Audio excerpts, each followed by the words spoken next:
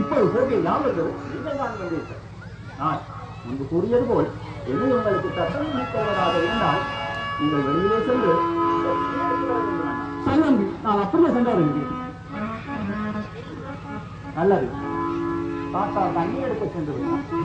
என்னுடைய வரங்கள் யாவும் மிகவும் பெரியதாக இருந்தால் இங்கே இருக்கின்ற ஆறு குளம் ஏழு முதலானவற்றிலே தண்ணீர் பெற்ற கடவுள். என்ன ஆச்சரியம்! இந்த கிடல் குளம் தண்ணீரா போயிட்டு இது யாரு மாயவன் தெரியவில்லை.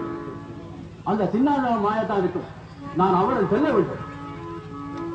அதே சின்ன நீ எனக்குத்தான் தண்ணீரா பண்ணிவிட்டால் உலகத்துல ஜீவவதியின் தண்ணீரா பண்ணிவிட்டு நான் உன்னை என்ன செய்வேன் தான் எனது வலது நாள் சூழ்நிலையை கல்வி உன் உண்மை பல்லை அனுப்பி வைத்து அண்ணா தம்பி விளையாடி என்னுடைய பல்லேறவாக உழைத்து விட்டீர்கள்.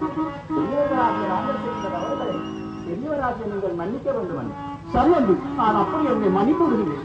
நான் பேசியபடி எனக்கு சத்தம் பண்ணி கொடுத்தேன் அண்ணா. தம்பி என்னை உங்களுக்காக சத்தம் பண்ணி தந்தேன் அண்ணா. தம்பி நான் தாயாரம் செல்ல வேண்டும். நீ உனது மாலைக்கு சென்று வா. நான் அழைத்து உன்னை நினைக்கும் போது எனக்கு வந்து செய்ய வேண்டும் அண்ணா. நிச்சயமாக உதவி செய்வேன் அண்ணா. அண்ணா சற்று பொருங்கள். அதை என்ன ஞாபகம்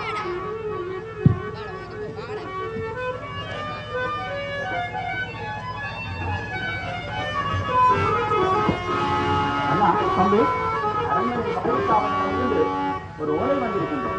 அந்த ஓலையை வாசித்து தெளிவட்டுங்கள் அண்ணா. தம்பி எங்களுடைய குடிமக்கள் வாழ்கின்ற விவசாய பூமியெல்லாம் அந்த காட்டு விலங்குகள் வந்து நாசம் செய்து விடுகின்றதா? அப்படியா? ஆமாம் அண்ணா. ஆகையினால் நாம் இருவரும் அங்கே சென்று அந்த விலங்குகளை வதம் செய்ய வேண்டும் அண்ணா. சரி தம்பி, அப்படி நீங்கள் சொல்வதா இருந்தால் அந்த வேட்டைக்குரிய ஆயுதங்களை இரவாக செய்ய உடனடியாக செய்கின்றேன். நான் வருகின்றேன்.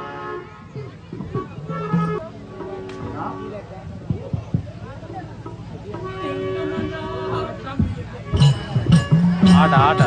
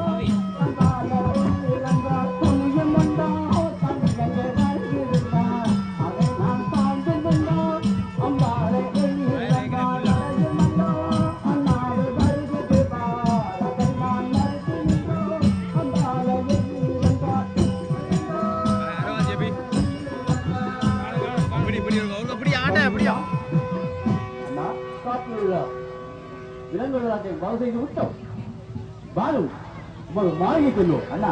சற்று பொருங்கள். அதோ அங்கே செல்கின்ற அந்த மலைகள் எல்லாம் ஏனைய விலங்குகளையும் வேட்டையாடிவிட்டு வருவோம். சரி அம்பி.